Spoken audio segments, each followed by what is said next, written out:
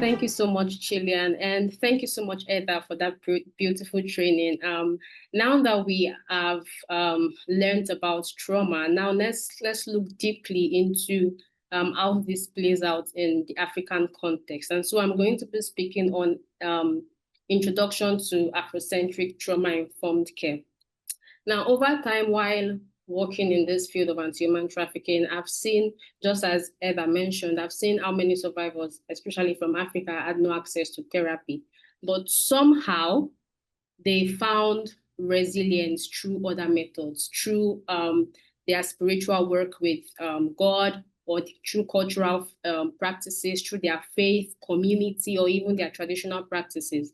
And in many African regions, till today, mental health resources still remain very scarce, and therapy is often unaffordable. But over time, people have developed alternative methods for coping and overcoming trauma. We've also realized that Western approaches to trauma often mainly focus on individual therapy sections and overlooking the communal, spiritual, and cultural ways that we as Africans experience healing.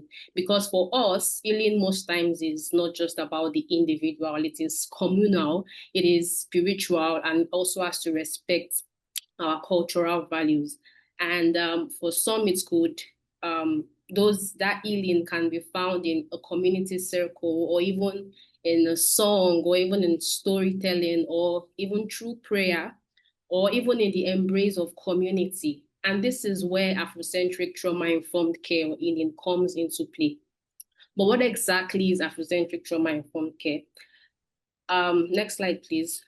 Afrocentric trauma-informed care is an approach that centers African values, culture, and healing traditions. It reminds us that true healing for African survivors must be holistic, must be culturally relevant, and also spiritually meaningful.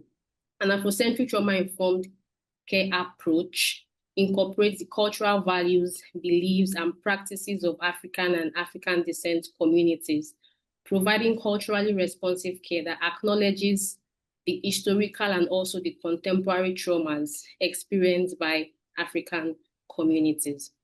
Now, let's look at the key principles or concepts when we talk about Afrocentric trauma-informed care. Now, in Afrocentric trauma-informed care, one of the key concepts is community-centric healing. And what do we mean by this? In Africa, healing is almost never just about one person. It is like the community also helps you carry the weight together. The elders, family, maybe church leaders, they all play an active role. For example, when someone loses a loved one in an African home, you would see how neighbors would sometimes bring food. Some people would want to walk alongside them, sit with them, cry with them, and all of those things. That presence in itself is part of healing. Afrocentric care reminds us that healing comes from the village, it comes from the community. And as an African proverb will say, one hand cannot wash itself, right? It requires both hands. And so this is one concept of Afrocentric trauma-informed care, community-centric healing. Another is spirituality and ancestral knowledge. And this key principle majorly speaks about ancestral wisdom. Across Africa, healing often, most times, also involves prayer, especially for maybe the Christians, Muslims, and sometimes it also involves rituals, or for some people, connection with their ancestors or traditionalists. And for some, this could mean them maybe returning to church. For others, it could mean doing some rituals or storytelling or even listening to music. I mean, there are different contexts to this. Afrocentric trauma-informed care honors all of these practices as real sources of strength and resilience. And so we can't just dismiss them when we are talking about Afrocentric trauma-informed care. Another major concept in Afrocentric trauma-informed care is holistic health. Holistic health. In Africa, we don't separate the body, the mind, and the spirit. We believe they are all connected. they all make up the human. They all make up a person, right? So trauma affects all three, and so healing must also touch all three aspects of a person.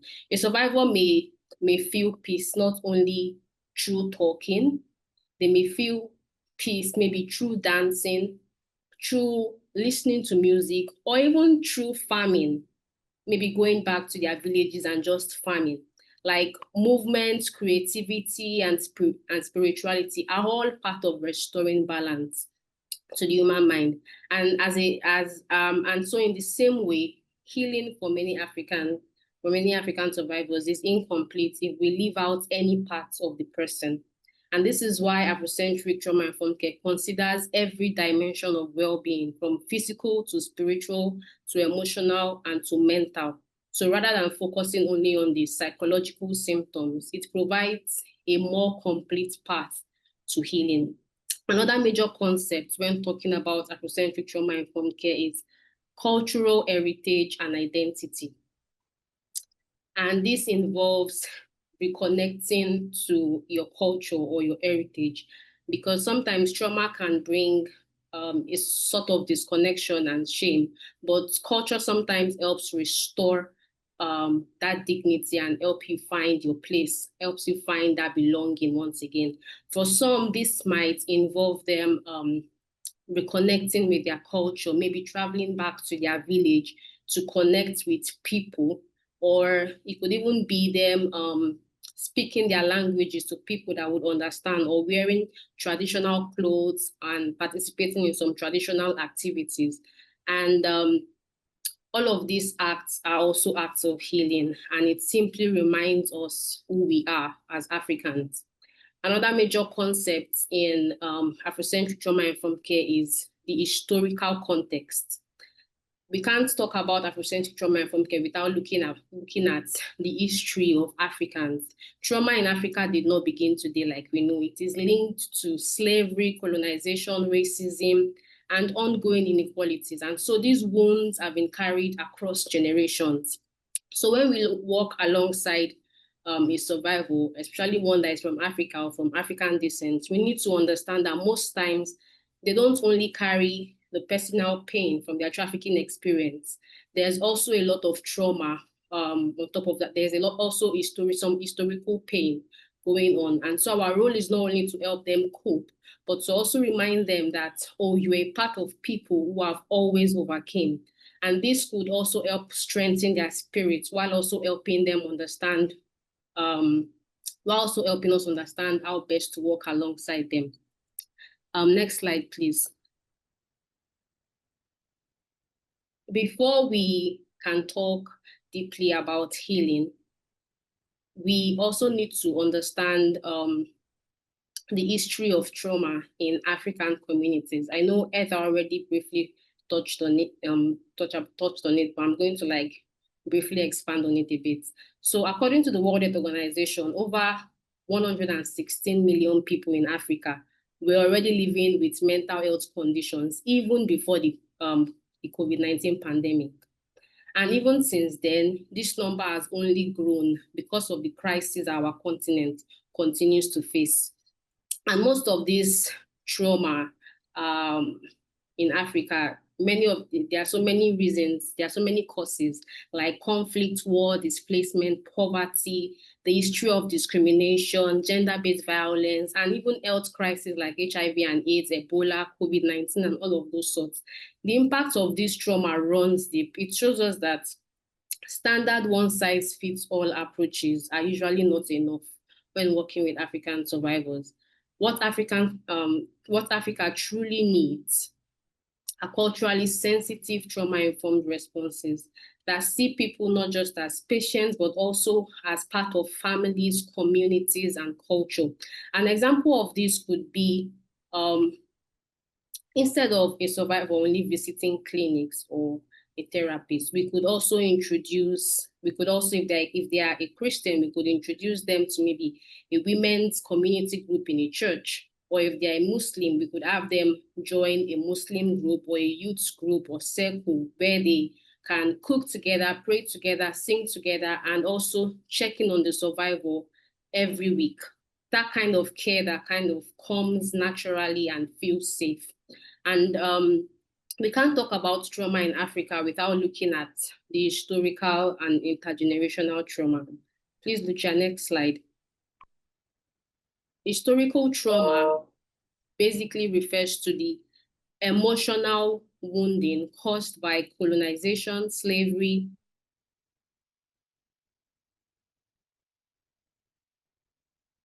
Trauma, on the other hand, is how these wounds have been passed down from one generation to the next. And this intergenerational trauma shows up in four major ways. One is behavioral modeling. For example, young men or boys in Africa are being told this term is usually used for them, oh, be a man, don't cry.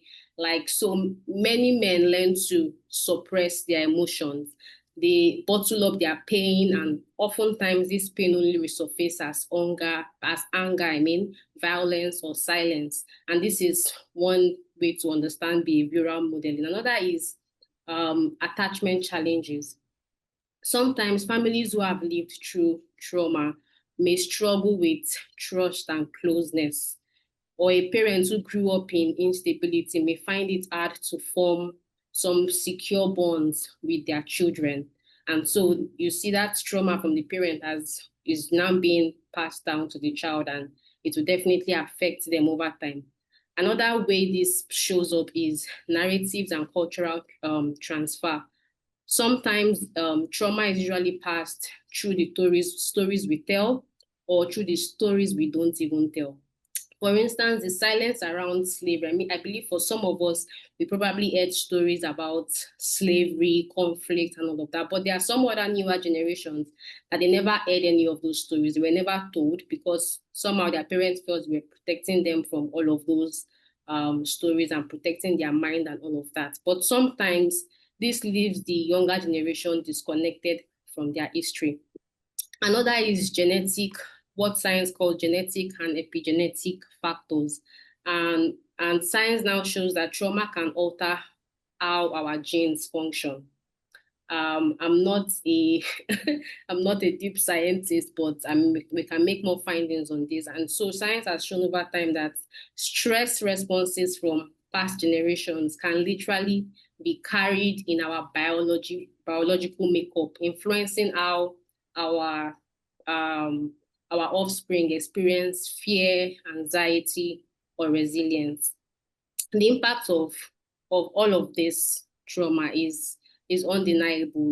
It creates higher rates of mental health struggles, broken cultural connections, and even greater vulnerability exploitation. Eda had already explained how people tend to be even more vulnerable when they have mental health struggles. So all of these things contribute to it, and this is why true recovery requires community-based strategies that lift up even marginalized groups, that helps restore their dignity and also honor our cultural traditions of resilience and survival. Please, next slide. Now we are going to be looking at something very interesting. We are going to be looking at how some African communities healed long before even therapy came to be. The first is Ubuntu in South Africa. Ubuntu means I am because we are. Ubuntu is from the Zulu and Xhosa people in Southern Africa. And this way of healing, it means that they tend to explain the concept that, oh, it means my well-being is tied to your well-being. So if you are hurting, that means I feel it too, I should feel it too. And so, for example, when a child is sick or a child is sad, the whole family and sometimes even neighbor come around to comfort the child, to sing for the baby, to pet the baby and all of that. That togetherness brings healing, because healing is relational for many African communities. And this practice of Ubuntu is still being practiced widely even today, even outside South Africa. Another was the Gakaka courts in Rwanda, and it was a way of community reconciliation. So after the Rwandan genocide, people didn't go to big formal courts. Instead, communities came together in small village courts called Gakaka to talk, to confess, and to forgive each other and rebuild. So for them, healing was not just about the individual, it was about repairing the entire community. And it will interest you to know that handled through these Gakaka courts. But in 2012, the government officially closed Gakaka, but today it's still very much widely studied, and even some communities still practice it. Another was the Sankofa in Ghana, and the Sankofa is a bird, and this one was majorly practiced with the Akan people in southern Ghana, the Ashanti region, and it means learning from the past to move forward. So Sankofa is a bird that looks backward while moving forward. So it's like the head is faced backward and then it's moving forward. And that was how this concept came about. And it teaches us that we must not forget our past pains or mistakes. Instead, we learn from them so we can heal and grow stronger. And so survivors of harm often share their experience. They sit in circles and they share their experiences so that others can avoid same traps and also support each other. In other words, the matriarchal circles in Kenya, and this was common among the Kikuyu and Luo communities in central and western Kenya. So in many Kenyan communities, women will gather in circles to talk, to pray, and to support each other. These were safe spaces where women could share their burdens, cry together, and guide one another to find strength. And lastly, the last one I'm going to talk about is the Groit-led narrative healing, which was in Mali, storytelling in Mali. And so in Mali, there are this set of people they called Groit. I don't know if I got the pronunciation right, but they are traditional storytellers. And so what they do is they use stories, songs, and history to heal emotional wounds. For example, if someone is discouraged, a Groit, which is a traditional storyteller, might tell the story of one of their ancient chiefs or one of their great kings who overcame disability to unite Mali. So hearing such stories usually give many people, many survivors, hope and courage to move on. And so these were some of the ways that many African communities worked through healing. So you see, in Africa, healing is not just about medicine or therapy. It's also about language, ritual, storytelling, spirituality, and most importantly, community-based support. Next slide, please. Now let's talk about where conventional or Western frameworks fall short in the African context in terms of trauma. First of all, let's look at cultural competence. Now, many Western models were built on individualism. By that, I mean, like, it involves majorly the survivor and the therapist in a room working on their mind, right? But in African societies, healing most times is also communal. So when we remove the family, the elders, the spiritual leaders like the pastors or the imams from the process, it's like you cut out a major part of how the person actually make meaning to find strength. So it's also very important for us to, when talking about cultural competence, also very important for us to remember spiritual diversity in African context. Because for many Africans, there are so many religions in Africa. And so some Christians or Muslims may reject traditional healing practices, which is very okay. And while some people rooted in traditional beliefs may not find comfort in the church or mosque setting. And so we need to understand and respect everybody's individual culture and practices. So when working alongside survivors, these are some of the things we should also note. Else, if we if we force involving them in a practice that does not align with their belief, we risk alienating the survivor instead of helping them. Another way in which Western frameworks fall short is language barrier.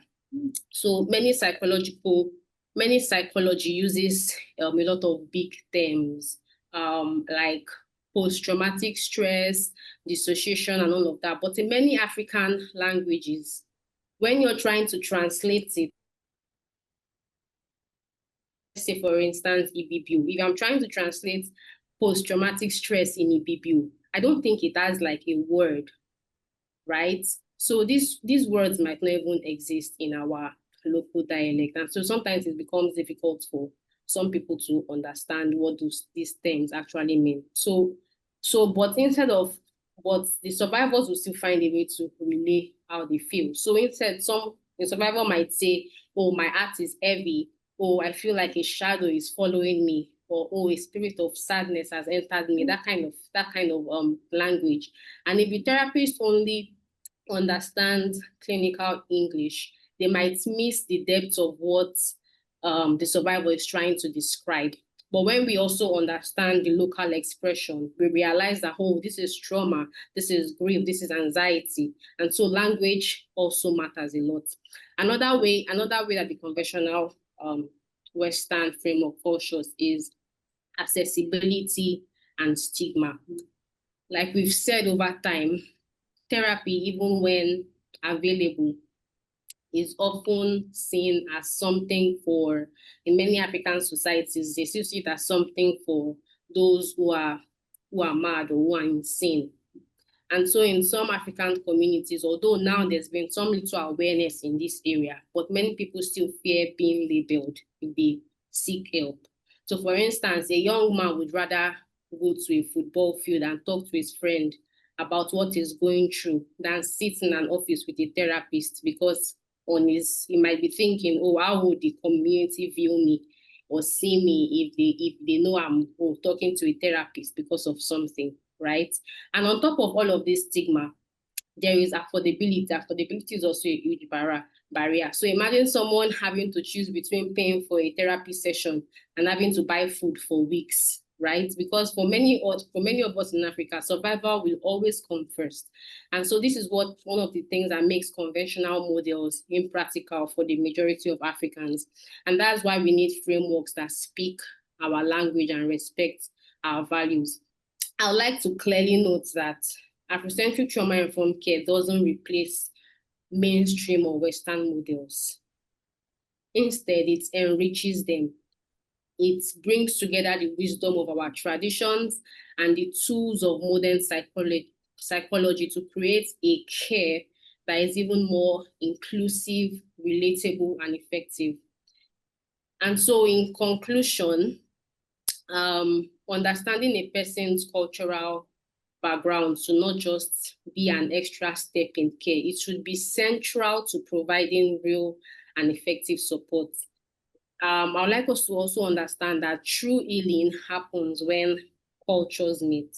So the Western and the Afrocentric approaches, they need to learn from each other. We need to collaborate and also work side by side. And this is where transformation begins. This also means we need to take time to carry out cultural assessment when we first meet with survivors. We need to understand survivors' values, their traditions, and even their preferred means of healing. We can't force a Muslim survivor to take part in church activities when we know very well that, oh, they're Muslim and this is how they would like to relate with their God and all of that. So it also means encouraging peer-led support groups like the African Survival Coalition, where survivors can share their own coping strategies and cultural practices, because like Eva also mentioned, survivors are experts of their own lived experience, and so they know better. Thank you so much.